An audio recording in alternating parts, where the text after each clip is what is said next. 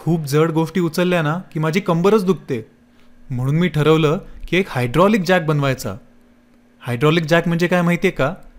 ही एक यंत्रणा आहे ज्याच्यानी आपण जड वजन उचलू शकतो.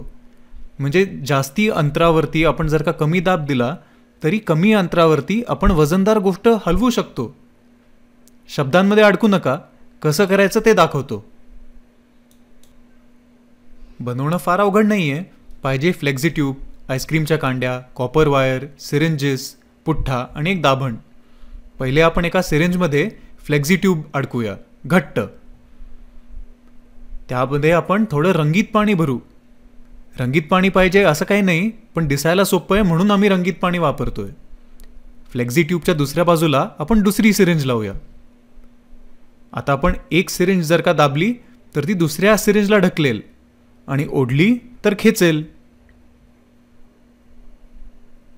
आता आपण आईस्क्रीमच्या कांड्या घेऊया आणि प्रत्येक कांडीमध्ये 3 छिद्र बनवणार आपण दाभण वापरून.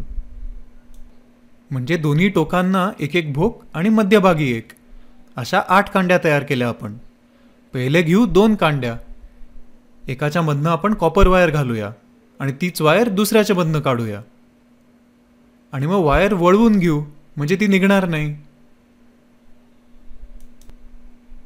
मनाची खात्री करून घ्यायला आपण परत एकदा पेड मारूया, उगाचच नंतर निघायला नको ना.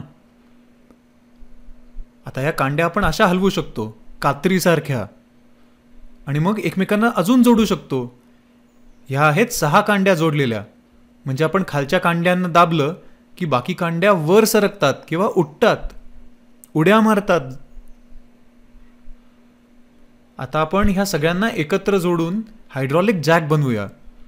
जॅकच्या वरच्या बाजूला आपण 2 अजून कांड्या लावल्यात, पण त्याच्या टोकाला छिद्र न पाडता आपण लाईनीमध्ये कापून घेतलंय.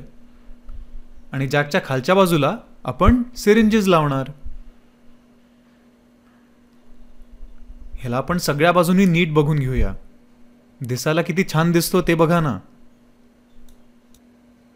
असा झालाय आपला हायड्रॉलिक जॅक जवळजवळ तयार. आता खालची सिरिंज जर का आपण दाबली तर दुसरी सिरिंज आपल्या जॅकला ढकलेल म्हणजे जॅक वर उचलला जाईल. कसं ते बघा. ते बघा, सिरिंज दाबली की सगळ्या कांड्या वर उचलल्या गेल्या आणि सिरिंज जर का खेचली तर सगळ्या कांड्या खालती बसतात परत. आता आपण सगळ्यात वरच्या ज्या कांड्या आहेत त्यांना थोडा ग्लू लावून घेऊया. तो थोडा वाळला की आपण त्याच्यावरती पुठ्ठा चिकटवू शकतो. हा झाला एक बेस तयार, ज्याच्यावर आपण कुठलीही गोष्ट ठेवून त्याला उचलू शकतो. म्हणजेच सिरिंज दाबली की ती वस्तू उचलली जाईल आणि सिरिंज जर का आपण खेचली तर ती वस्तू खालती आणली जाईल. आता पाहिलं वरच्या कांड्यांना आपण फटिका पाडल्या ते, म्हणजे कॉपर वायर त्यामधनं सहज सरकू शकेल म्हणून. ते बघा, जड गोष्ट कशी आपण उचलू शकतो किंवा खालती आणू शकतो. ही आहे हायड्रॉलिक जॅकची कमाल. परत एकदा करून बघूया ना.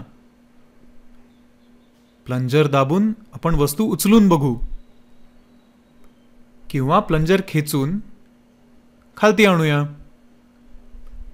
हेच आपलं खेळणं जर का आपण उलटं केलं तर आपल्याला मेकॅनिकल ॲडव्हान्टेजचा सिद्धांत समजू शकतो.